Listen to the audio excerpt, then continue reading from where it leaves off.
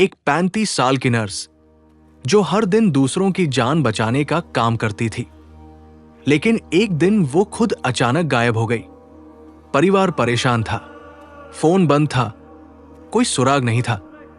फिर पुलिस ने call detail record खंगाला और जांच उन्हें एक ऐसे रास्ते पर ले गई जहां गन्ने के खेत के नीचे दफन एक ऐसा राज छिपा था जिसने हर किसी को हैरान कर दिया। नमस्कार दोस्तों, आज की इस वीडियो में हम बात करेंगे बिजनौर से जुड़े सना मर्डर केस की।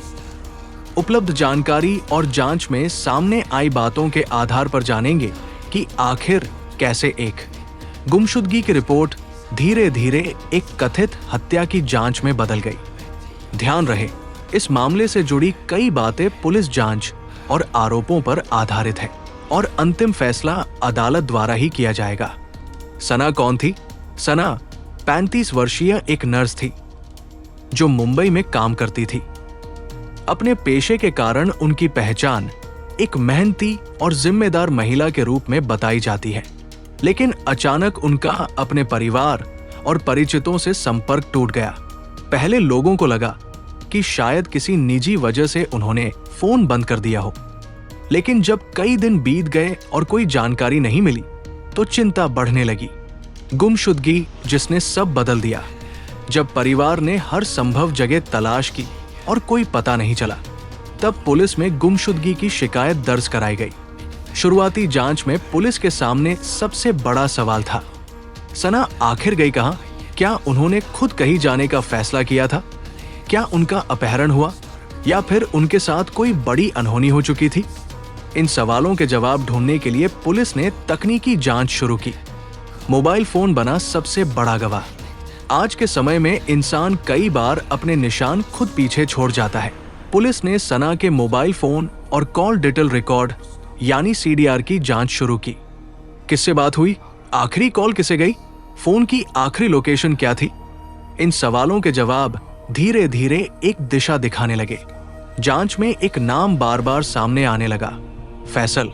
रिश्ते की कहानी और बढ़ता तनाव। पुलिस के अनुसार सना और फैसल के बीच कथित रूप से प्रेम संबंध था।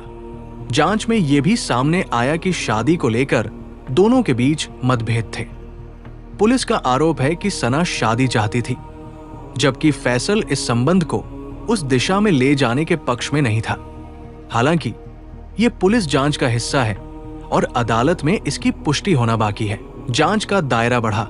पुलिस ने सिर्फ कॉल रिकॉर्ड नहीं देखे, बल्कि दोनों की गतिविधियों, लोकेशन और आपसी संपर्कों का भी मिलान किया। एक एक मिनट का हिसाब जोड़ा जाने लगा। फोन कहाँ था? किस टावर से सिग्नल आया? किस समय कौन किस इलाके में मौजूद था?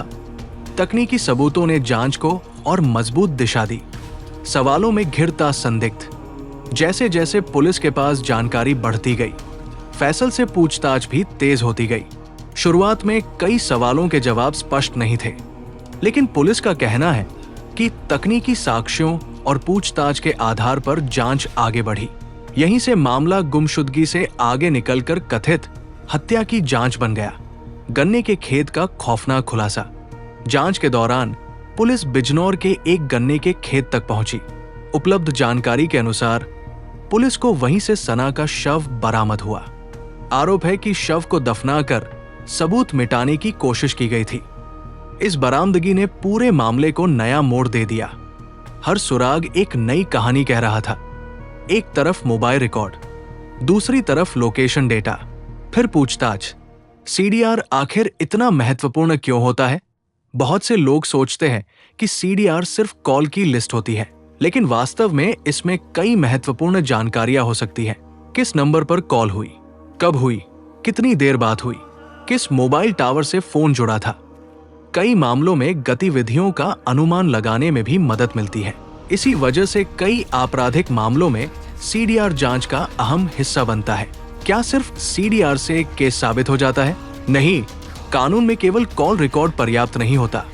पुलिस को अन्य साक्ष्य, फॉरेंसिक रिपोर्ट, गवाह, बरामदगी और परिस्थितिजन्य तथ्यों को भी जोड़ना पड़ता है। अंतिम निर्णय अदालत उपलब्ध सबूतों के आधार पर करती है। रिश्ते और अपराध, एक खतरनाक मोड़। परिवार पर क्या बीती होगी? कल्पना कीजिए, एक बेटी या बहन कई दिनों तक घर नहीं लौटती, फोन नहीं लगता, कोई जानकारी नहीं मिलती। हर गुजरता दिन उम्मीद और डर के बीच झूलता रहता है और फिर अचानक खबर मिलती है कि वो अब इस दुनिया में नहीं रही। ऐसी स्थिति किसी भी परिवार के लिए बेहद दर्दनाक होती है। सोशल मीडिया पर चर्चाएं। ऐसे मामलों में सोशल मीडिया पर तरह तरह की बातें फैलने लगती हैं, लेकिन जरूरी है कि लोग केवल आधिकारिक जांच और विश्वसनीय जानकारी पर भरोसा करें। अफवाहें न सिर्फ जांच को प्रभावित कर सकती हैं, बल्कि निर्दोष लोगों की छवि भी खराब कर सकती है। पुलिस जांच क्यों जरूरी होती है? हर बड़ा अपराध पहली नजर में जितना दिखता है, वास्तविकता कई बार उससे अलग हो सकती है। इसीलिए पुलिस डिजिटल सबूत देखती है, फॉरेंसिक जांच कराती है, गवाहों के बयान लेती है और फिर पूरी तस्वीर तैयार करती है। कानूनी सिद्धांत जिसे समझना जरूरी है। भारतीय कानून के अनुसार किसी भी आरोपी को तब तक दोषी नहीं माना जाता जब तक अदालत उसे दोषी घोषित न कर दे। इसलिए जांच में सामने आए आरोप और अदालत के अंतिम निर्णय के बीच अंतर समझना जरूरी है। इस केस से क्या सीख मिलती है? 1. किसी व्यक्ति के अचानक लापता होने को हल्के में नहीं लेना चाहिए। 2. समय रहते पुलिस को सूचना देना महत्वपूर्ण है। 3. डिजिटल साक्ष्य आधुनिक जांच में बड़ी भूमिका निभाते हैं। 4. सोशल मीडिया की अपुष्ट बातों पर भरोसा करने से बचना चाहिए। 5. किसी भी आरोपी के बारे में अंतिम निष्कर्ष अदालत के फैसले के बाद ही निकालना चाहिए। सना की गुमशुदगी से शुरू हुई ये जांच उपलब्ध जानकारी के अनुसार एक कथित हत्या के मामले तक पहुंची। पुलिस ने तकनीकी साक्ष्यों, कॉल डिटेल रिकॉर्ड और अन्य जांच के आधार पर मामले का खुलासा करने का दावा किया है। वहीं आरोपी पर लगे आरोपों की अंतिम कानूनी पुष्टि न्यायिक प्रक्रिया के बाद ही होगी।